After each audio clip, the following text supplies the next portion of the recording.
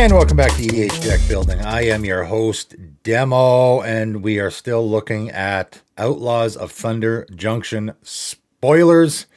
Let's take a look at some new cards here. So we'll start out with some new commanders here. Riku of Many Paths. Blue, green, and a red human wizard 3/3. Whenever you cast a modal spell, choose up to X, where X is the number of times you chose a mode for that spell. That's right. I just had to laugh when I saw this one because, as I've said for a while now, we're eventually going to get a commander for every occasion, every possible scenario you can think of. We're going to get a commander, and we now have a modal spell commander. And it's funny when you have been playing Magic for a long, long time and you see a word printed on a Magic card where you're like, have I ever seen that word before? Modal? Right? Have we ever actually seen that? I had to look it up. No, we have not. This is the first time that word modal has ever been printed on a Magic card. So certainly unique. So obviously you want to do modal tribal, right? One of the things I don't love about commanders like this is it's just insanely obvious what you want to be doing. And is there, other than the super obvious way to build this, is there a more unique way? I mean, maybe someone could throw out some ideas there. Obviously, you just want to play modal spells. The upside, though, I mean, this is a really good commander, right? If I'm being objective, I mean, I don't love it. As a build-around, I don't love it. But if I'm being objective, this is obviously a fantastic commander. The reason being is because modal spells are fantastic. As I say all the time, I just said it in the video yesterday, modal spells are fantastic in the commander format. So, of course, it's going to be great here. And then also, you get the modal options with your commander. So, whenever you cast a modal spell, you choose X, where X is the number of modes you chose for that spell. So if I cast an Abrade, that is a modal spell which will trigger this. I can only pick one mode, so this is only going to, X is going to be 1 here if I cast an Abrade. Obviously, if I cast a Fiery Confluence, there I actually have the option, I choose 3, but I can choose the same mode 3 times. And this says X is the number of times you chose a mode for that spell. So it doesn't have to be different modes, right? You can pick the same mode 3 times. So that means this will trigger 3 times. Your commander will trigger 3 times. So exile the top card of your library until the end of your next turn. You may play it. So Impulse Draw, not bad. Put a +1 counter on Riku of Many Paths. It gains trample on a turn, or create a 1/1 blue bird creature token with flying. So again, just a whole lot of good stuff, really. I mean, the Impulse Draw is mostly good stuff. The +1 counter on your commander and giving it trample is, yeah, that's okay. Creating a bird token, like, I guess what you could do is build around this. You know, like you could do a very funny bird tribal deck with this maybe, or something like that. You know, if you wanted to go in a different direction or a unique direction with it, you know, if I was talking about this commander on my 5 unique builds video, I would say, do a funny teamer bird tribal deck with this. That would be an interesting way to go with it. You could build around each individual mode a little bit, but at the end of the day, that seems like not a great plan. Ultimately, at the end of the day, it is a good commander. Certainly, it would be hard to build a bad deck with this commander, I would say. Just not super interesting or unique. Continuing on, Maressa, Dealer of Death. So we got a new Maressa, blue, black, and a red. So we have another Grixis Maressa, right? Human Rogue 3/4. Whenever you commit a crime, you may pay 1. If you do, look at the top 2 cards of your library, put one of them into your hand and the other into your graveyard. So, of course, committing a crime means targeting your opponents or anything they control and or cards in their graveyard. So this, I particularly grabbed this one. It again, doesn't seem super interesting, to be entirely honest. You are just looking at the top 2 cards of your library. It's good card advantage, sure. This essentially could be pay 1, draw card. It also is a great way to get stuff in your graveyard. This, to me, again, very much feels like a Method 2 commander, where if I'm playing a Grixis deck that has, you know, maybe there's a graveyard strategy there. I mean, it is just good value, but also if I specifically want stuff in my graveyard, I guess you could play a pretty decent Grixis Recursion deck with this. Committing a crime, in my opinion, is very, very easy, right? Every commander deck is going to be doing it incidentally. You don't even have to build around that. You're going to be doing it for sure. Now, I specifically picked out this commander because I was starting to wonder, because there's a lot of committing a crime stuff in this set, obviously. I was starting to wonder, are they all going to be trigger only once each turn? Because again, I thought committing a crime is super easy. That's why almost all the ones I've seen so far are do this only once each turn, or this triggers only once each turn. This is the first one I've seen that doesn't do that. This is the first one where I can commit a crime as many times as I want on a turn, as long as I got the mana, right? So I can target my opponent's stuff with, one thing. Again, I throw Cauldron of Souls as a very easy, not mana intensive way to repeatedly target your opponent's stuff. That's the kind of stuff you're going to want in these committing crimes decks. And then I have, say, a land that can target my opponent's creature, right? Stuff that is just easily reusable, that doesn't require mana. And I can make this trigger 3-4 times in a single turn. Really fill my hand, right? So again, I don't find it to be super unique and interesting as a build around. It's just really good value to be putting lots of cards in your hand or your graveyard, right? So I was kind of wondering, are they going to have because I find committing a crime to be really easy to do. Are they going to make it so that it always only triggers once each turn? But here we have a case where that is not happening. So there you go. All right, let's talk about Roxan, Starfall Savant 3, red and a green, cat druid 4/3. And this to me is a very, I don't know, almost feels like it might be in the wrong colors to me. It's very weird that this is a red and green card. I don't know, cat druid, red and green. And also what it's doing, maybe not. Whenever Roxan Starfall Savant enters the battlefield or attacks, create a tapped colorless artifact token named a meteorite with, whenever meteorite enters the battlefield, it deals 2 damage to any target, and it taps to add a mana of any color. And if that at all seems similar to anybody, well, there's a couple of reasons why this card might seem similar. First of all, we already have a card named Meteorite, right? Funny enough, it is a card that has been reprinted in Commander sets. It was very long time ago used in Commander as a pretty decent mana rock. I haven't seen it in ages, but it was used in the Commander format quite a bit back in the day. 5 mana artifact. When it enters the battlefield, shocks something, and of course adds a mana of any color. So a 5 mana rock that only adds 1 mana, obviously, you're not going to see that much anymore. But your commander is cranking them out, right? Your commander is creating them whenever it enters the battlefield or attacks. So you get to shoot something for damage, and you also get the mana rock. Not bad. Also, whenever you tap an artifact token for mana, add 1 mana of any type that artifact token produced. So of course the meteorites you are creating will add double mana because they are an artifact token. And I had a guy on the Discord asking, hey, does this work with treasure tokens? Yes, this works with treasure tokens. And that's where things are going to get really out of hand with this commander.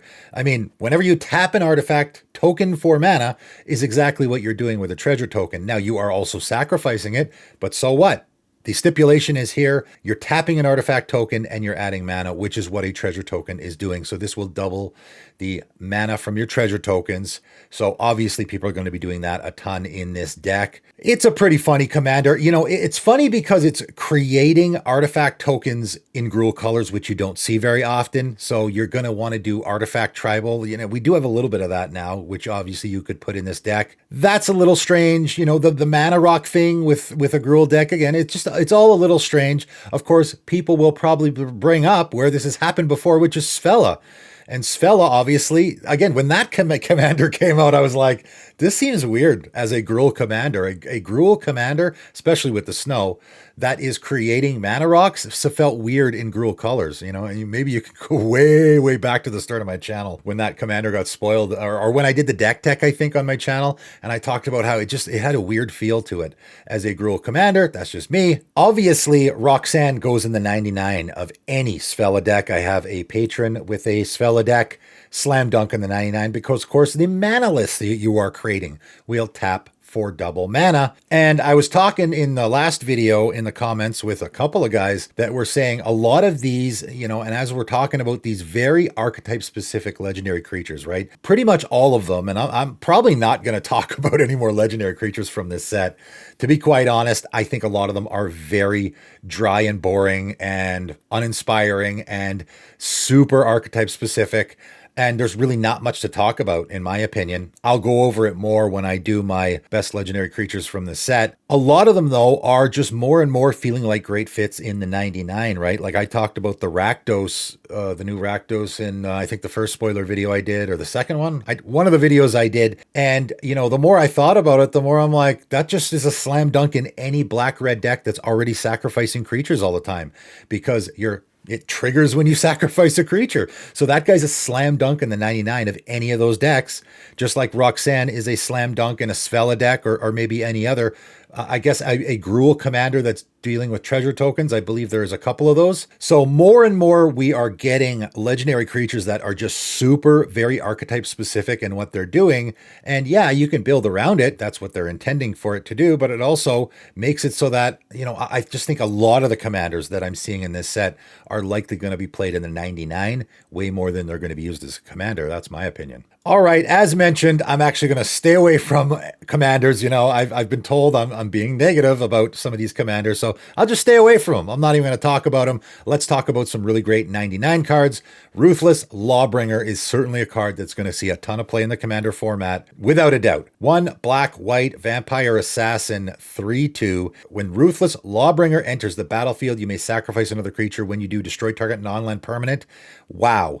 We just have a creature that has an ETB that destroys a non-land permanent. That's fantastic. I love ETB creatures. Of course, this is repeatable, blinking, recursion, all that good stuff. You got to sacrifice another creature. That's not hard to do. This card is obviously a slam dunk in so many decks. Now, I know black and white arguably is, I would say, probably the best color for removal already. But again, this is stapled on a creature. There's so many more advantages to that. If you're in an Aristocrats deck, the sacrifice is an upside for you, right? So Aristocrats being one of the most popular archetypes in the entire format, this is just an auto include in all of those decks, isn't it? I think it is. It's also a fantastic fit in any deck where you want to be doing things in creature form. Like a Carador deck would be a great example. Again, there's a commander where I can't play my Anguished Unmaking from my graveyard with my Carador, but I can play my Ruthless Lawbringer from my graveyard, right? That is where, yes, Anguished Unmaking is definitely a better card, but I would probably put Ruthless Lawbringer in that deck over Anguished Unmaking because I want my stuff to be in creature form, right? As I say all the time, you got to synergize with what you're doing in the deck. If I'm doing a creature heavy strategy, and of course there's a lot of decks in white and black colors that are doing that, I prefer for it to be in creature form. It's also a vampire and assassin. So again, if you're in any of those themes in these colors, like a black-white vampire deck, I would probably end up throwing this in there over what you would typically put in a black-white deck for removal. Obviously, going to be a very, very popular card in the format going forward. But not the most popular, and I talked about Insatiable Avarice in the video yesterday about how I thought maybe this card might be the most popular card from this set. Definitely, these spree cards are going to be the most popular cards from this set. My pick is a spree card. One of them, there's a lot of great ones. One of them is going to be the most popular card from this set. We might see the top 3 or 4 cards from this set being spree cards. However, it might not be Insatiable Avarice. It might be Final Showdown. This might be even more popular. Maybe. I'm not sure. It's always hard to say. My pick is one of those 2 cards to be the most popular from this set. This might even be better than Insatiable Avarice and more of an auto include. Even though tutoring and drawing cards is good in every deck, this is pretty good too. So 1 white mana instant and has the spree ability. And what I didn't realize initially about the spree ability is you don't have to just pick one mode. You can pick all of them if you want to. So the first mode, you pay 1 generic mana. All creatures lose all abilities until end of turn. So just taking these separately. So just that ability, I'm going to pay 1 and a white to have all creatures lose all abilities until end of turn. That's great. That's something, again, this is of course instant speed, which makes it so much better. How many situations are you going to want to do that? Lots, right? There is so many situations where that can be fantastic. I'll just throw out a few. My opponent has flying creatures. I don't have any. I just make all creatures lose flying, and now I can actually block. My opponent just dropped a Craterhoof Behemoth, and now they're swinging at me. I respond with this. All creatures lose abilities until end of turn, so they all lose trample. They're still really huge, but the trample is the real scary part there, right? So I can save my life with this because I can now chump block. It actually makes sense for me to do that. Or I can have, say, all creatures lose indestructible until end of turn, which of course is going to be very relevant with these other abilities because my opponent's playing an Avacyn deck and they're board wiping constantly, and now they lose their creatures as well. So obviously that is a fantastic ability. I mean, it's not going to be the best ability ever in any single commander game, but it is certainly very usable and can be a blowout.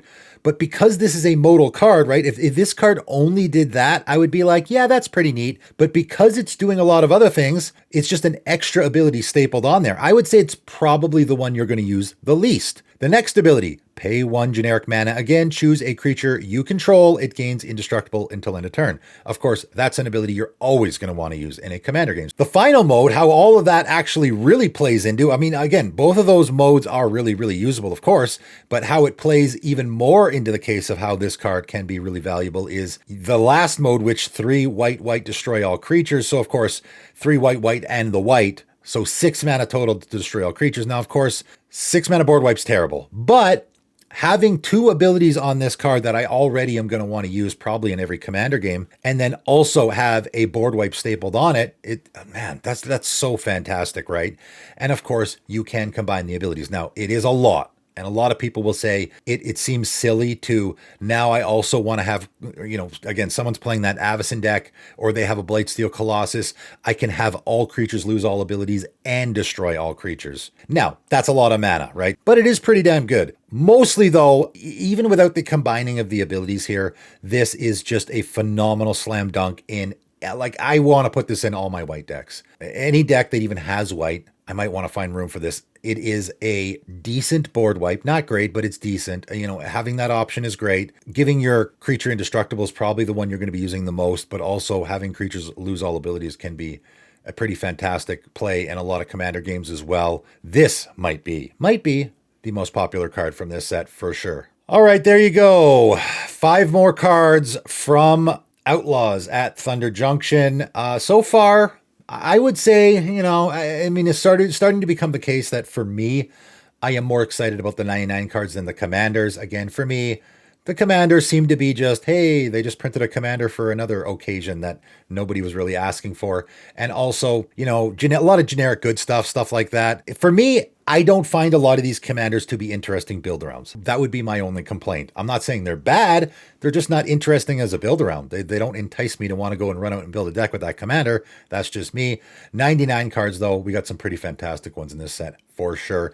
You guys let me know what you think in the comments below. That is it for today, and thanks for tuning in.